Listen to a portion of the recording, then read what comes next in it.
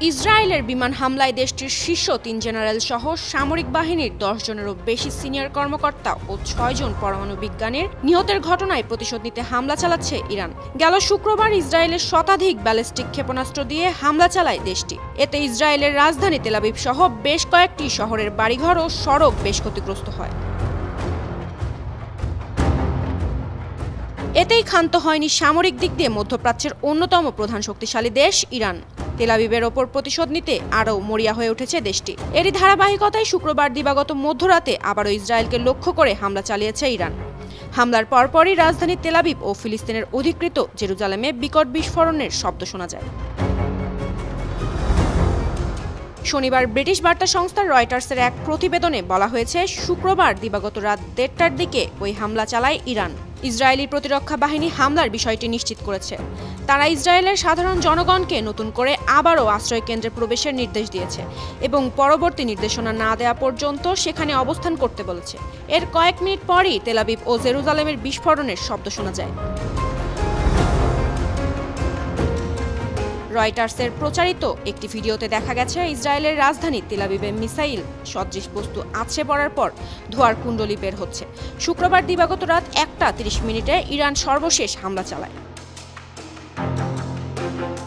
এদিকে মার্কিন সংবাদ মাধ্যম নিউ ইয়র্ক টাইমস শনিবার এক প্রতিবেদনে বলেছে, ইরানের প্রেসিডেন্ট মাসুদ পেজিশকিয়ান ও দেশটির সর্বোচ্চ নেতা আয়াতুল্লাহ আলী খামিনকে লক্ষ্য করে হামলার চেষ্টা চালাচ্ছে দখলদার ইসরায়েল বাহিনী। সংবাদ মাধ্যমটি বলছে, ইরানের রাজধানী তেহরানের পাস্তুর এলাকায় ইসরায়েলি হামলা রুখে দিতে আকাশ প্রতিরক্ষা ব্যবস্থা ব্যবহার করছে দেশটির বাহিনী।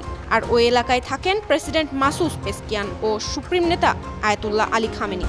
এদিকে মধ্যপ্রাচ্যে চলমান উত্তেজনার মধ্যেই ইরান ও ইসরায়েলের পাল্টাপাল্টি হামলায় নতুন মোড় নিয়েছে পরিস্থিতি। ইরানের হামলায় ইসরায়েলের ২টি যুদ্ধবিমান ভূপাতিত হয়েছে বলে দাবি করেছে দেশটির আধা সরকারি সংবাদ সংস্থা মেহের নিউজ।